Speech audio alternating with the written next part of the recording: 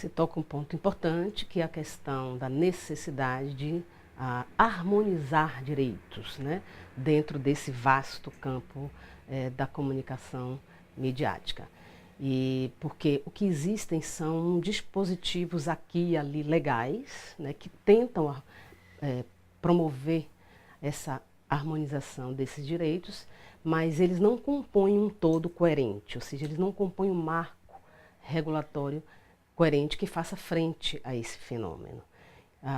Nós estamos realizando um grande levantamento hoje desses programas e das violações cometidas em todo o país. Nós fizemos um levantamento inédito sobre a legislação, sobre os diferentes dispositivos legais, e constatamos que, para além de a legislação ela não ser adequada ao campo da comunicação midiática, ela existe, ainda que fracionada, mas mesmo a que existe, ela não é simplesmente respeitada. Nós identificamos violações a pelo menos 12 dispositivos legais brasileiros, incluindo a Constituição Federal, pelo menos 6 instrumentos internacionais, acordos, tratados, enfim, que são também solenemente ignorados, e pelo menos a 3 mecanismos de autorregulação, ou seja, que o próprio campo da comunicação midiática construiu para dizer, olha, nós temos limites, temos liberdade, mas devemos exercê-la com responsabilidade, o que inclui o Código de Ética dos jornalistas brasileiros. A gente precisa compreender que o campo da comunicação de massa, o campo da comunicação que a gente chama de midiático, que a gente chama, a maioria da população brasileira chama simplesmente de mídia, não é um bloco homogêneo, ao contrário, é um ecossistema complexo com diferentes níveis de poderes, de práticas, de conhecimento, de estratégias comunicacionais. Quando a gente fala em mídia, o campo da comunicação de massa, a gente está falando de jornalismo, mas a gente está falando também de entretenimento. A gente está falando de jornalista, mas a gente está falando também de agentes de Estado, não é? A gente está falando, enfim, de diferentes práticas. Jornalismo, entretenimento, publicidade, enfim. E para que se encontre soluções adequadas para um campo tão complexo, é preciso um sistema igualmente complexo. A gente não pode pensar em soluções simplistas para que a gente consiga harmonizar direitos aí nessa arena complexa.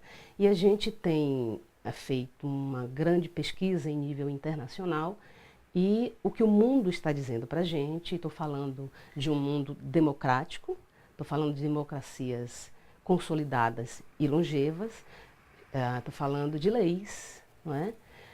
O que ele está nos dizendo é que é necessário um ecossistema regulatório para o campo da comunicação de massa, que significaria regulação pelo Estado, sim, o campo da comunicação midiática. Ele precisa ser também regulado pelo Estado, eu não estou falando de governo, estou falando de Estado, né, por meio principalmente das leis. E autorregulação, sim, mas o mundo está nos dizendo que ela não é suficiente para enfrentar esse fenômeno absolutamente complexo, e com o acompanhamento de perto da população brasileira, né? Um sistema aí de accountability junto com esse sistema de corregulação, para que haja realmente uma prestação de contas à sociedade, todo e qualquer setor impactante. Ele precisa prestar, sim, contas à sociedade. Nós somos jornalistas, mas nós não somos semideuses. Então, nós precisamos, sim, ser regulados, ou seja, nós precisamos entender e respeitar os nossos limites.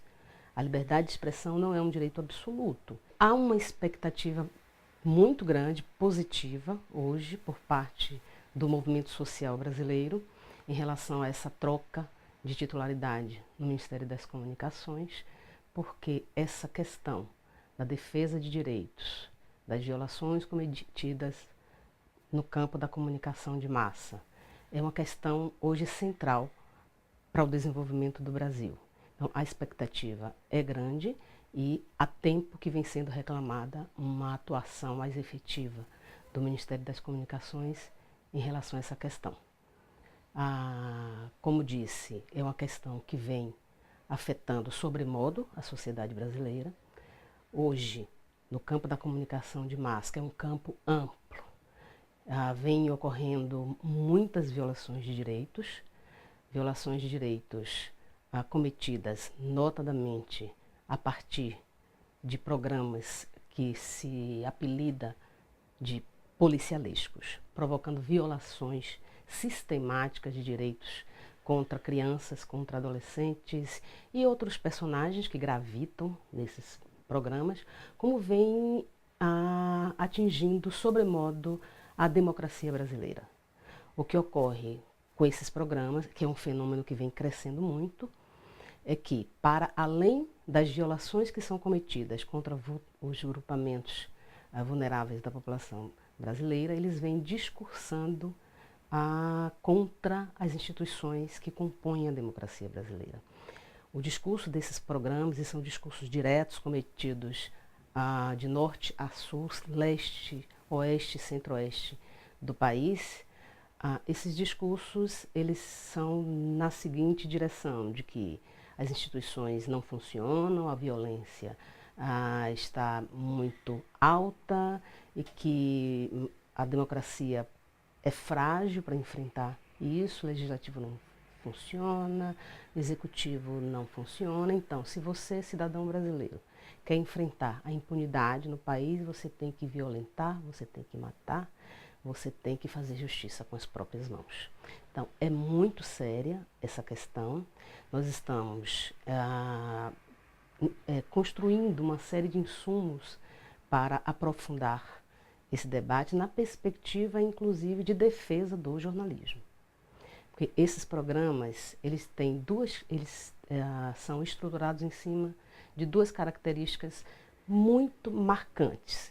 Por um lado, eles simplesmente ignoram os parâmetros éticos e técnicos que sempre regeram a instituição imprensa e, por outro lado, agem em nome desta instituição, sendo, portanto, protegidos pelas regras que protegem a liberdade de imprensa.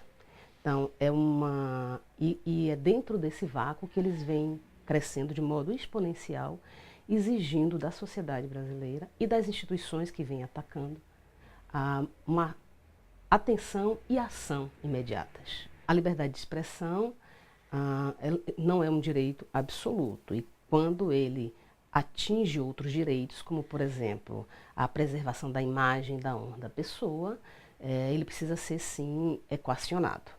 Então é desse tipo de equacionamento que nós estamos falando e nós estamos agora, vamos ter um seminário agora em junho que estaremos lançando uma publicação que contém essas temáticas que vêm sendo debatidas em relação a esse tema e contém também uma ferramenta de análise das violações cometidas nesse campo, que como disse, que não é apenas do jornalismo, mas do entretenimento, por exemplo. Também essa publicação traz essa ferramenta para que não apenas os pesquisadores, não apenas as esferas, por exemplo, do judiciário e do legislativo, tomem conhecimento do que está ocorrendo de fato nesse campo, mas a população em geral, ela terá um instrumento a partir do qual ela poderá identificar as violações que vêm sendo cometidas. Esse debate ele vem sendo interditado, algumas vezes por razões legítimas, outras não, obviamente, para que não se mexa em interesses estabelecidos. E ele vem sendo interditado exatamente a partir desta falsa noção de que se estaria falando de censura. Nós não estamos falando de censura, nós estamos falando de instrumentos utilizados pelas democracias consolidadas e longevas. Nós estamos falando de Estados Unidos, de Inglaterra, de Suíça, enfim, é desse tipo de mecanismo que a gente está falando. E a gente precisa enfrentar sem medo, porque, de fato, a gente vem de um passado recente extremamente complicado e essa palavra, de fato, amedronta, né? Há um fantasma que precisa ser superado e enfrentado por aqueles que querem defender a imprensa, defender o jornalismo para além da defesa dos direitos das crianças, dos adolescentes, da população em geral e da democracia.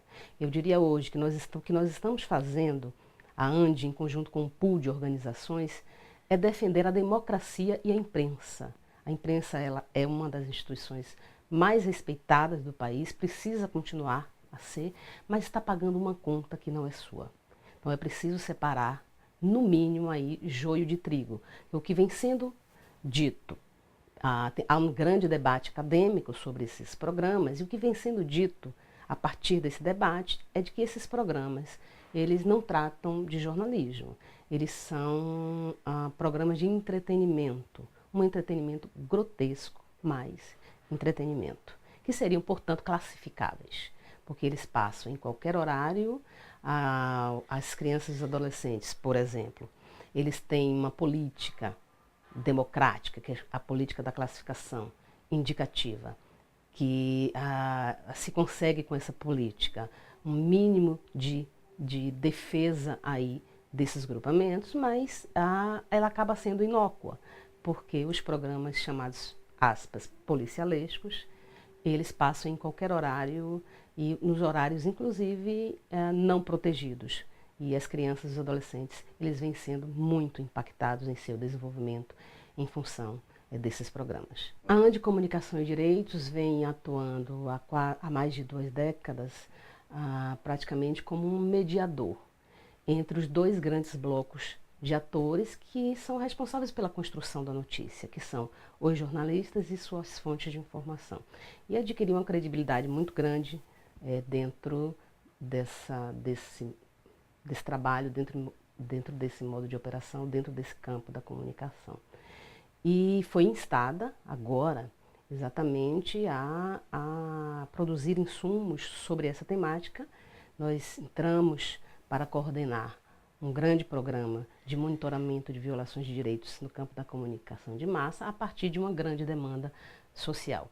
E a gente vem coordenando esse programa em conjunto, porque esse pool de organizações são organizações da sociedade civil e também do Estado, né, como Intervozes, Artigo 19, o Ministério Público e o Ministério da Justiça estão aí junto conosco nessa caminhada. Nós, jornalistas, nós que atuamos nesse campo, a gente tem a noção de que a gente apenas reflete um quadro social, a grande maioria de nós, mas o que não é verdade. Nós construímos também esse quadro social. Os meios de comunicação de massa, os discursos emitidos, às vezes de modo direto, às vezes por meio apenas de construções, escolhas, prioridades, omissões, silêncio fala, às vezes fala muito mais do que um grito, né? Então, são construídos, sim, condutores, digamos assim, para a construção do quadro social. E daí a gravidade em relação a esse fenômeno, que produz discursos contrários à democracia, de modo indireto, sim, mas muito, o que é mais grave, de modo absolutamente direto. São discursos do tipo: o policial mata logo para a gente resolver essa questão. Se você prender, amanhã esse cidadão, eles não chamam de cidadão, eu me recuso a usar determinadas palavras, terminologias, amanhã ele está solto e aí a impunidade, enfim, esse tipo de discurso. Mata logo, é melhor matar, melhor bandido é bandido morto, coisas desse tipo. O legislativo só tem lei que favorece bandido, a justiça é lenta, não funciona. Isso cotidianamente, de norte a sul do país. Isso tem construído, primeiro, limiares muito baixos de tolerância a violências dentro da população e incrementado, sim, infelizmente, o quadro de violência física no país.